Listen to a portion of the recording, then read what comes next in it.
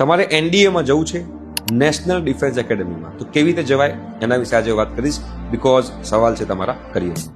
એનડીએથી તમે લોકો બેટા ઇન્ડિયન આર્મીમાં જઈ શકો છો, ઇન્ડિયન નેવીમાં જઈ શકો છો અને ઇન્ડિયન એરફોર્સમાં તમે લોકો જઈ શકો છો. અને એલિજિબિલિટી ક્રાઇટેરિયા શું છે? જો તમારે આર્મી વિંગમાં જવું હોય તો તમારે 12th પાસ કોઈ પણ સ્ટ્રીમમાંથી કરેલું હોય, સાયન્સ, કોમર્સ, આર્ટ્સ, કોઈ ફરક નથી પડતો. પણ તમારે જો બેટા નેવીમાં જવું હોય કે એરફોર્સમાં જવું હોય તો તમે લોકોએ 12thમાં સાયન્સમાં ફિઝિક્સ, કેમેસ્ટ્રી, મેથ્સ જે છે એ તમે લોકો કરેલું હોવું જરૂરી છે.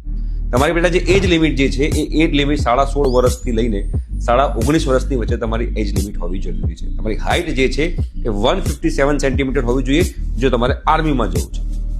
તમારે નેવીમાં કે એરફોર્સમાં જવું હોય તો તમારે એની હાઇટ તેનાથી થોડી વધારે હોવી જરૂરી છે. આમાં તમારે એન્ટ્રન્સ એક્ઝામ પર લેવાય છે. આ જે એન્ટ્રન્સ એક્ઝામ છે એ વર્ષમાં 2 વાર લેવાય છે. એપ્રિલ મહિનામાં લેવાય છે અને સપ્ટેમ્બર મહિનામાં લેવાય છે. અને આની જે સિલેક્શન પ્રોસિજર જે છે, પેપર 1 જે છે એ મેથેમેટિક્સનું હોય છે, 300 માર્ક્સનું હોય છે.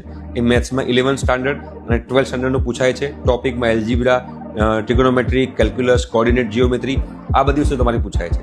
એના પછી ગેટ આવે છે, એટલે કે જનરલ એબિલિટી ટેસ્ટ. 600 માર્ક્સની એક્ઝામ છે. એમાં 200 માર્ક્સ ઇંગ્લિશના હોય છે. બાકી જીકેમાં physics, chemistry, history, geography, current અફેર્સમાં પૂછાતું હોય છે. 2.5 કલાકનું પેપર હોય છે. કટ ઓફ જે છે બંનેનું સેપરેટ હોય છે. મેથ્સનું અલગ હોય છે અને ગેટનું બી તમારું કટ ઓફ જે હોય છે અલગ હોય છે. એના પછી તમારું ઇન્ટરવ્યુ ચાલે છે 5 દિવસનું. ડે 1માં તમારો સ્ક્રીનિંગ ટેસ્ટ થાય છે. ડે 2માં તમારો સાયકોલોજીકલ ટેસ્ટ થાય છે. ડે 3 અને 4માં તમારો ગ્રુપ ડિસ્કશન હોય છે.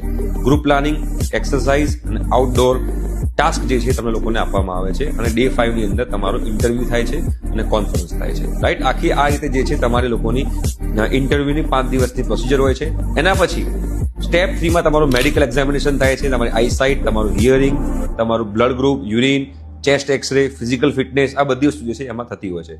અને સ્ટેપ 4માં મેરિટ લિસ્ટ બહાર પડે છે અને એના આધારે તમારું લોકોનું એડમિશન થાય છે અને તમારું સિલેક્શન થાય છે. અને પછી તમને લોકોને અલગ અલગ જગ્યાએ પોસ્ટિંગ મળે છે. સેલેરી 56,000 પર મંથ આની સેલેરી હોય છે.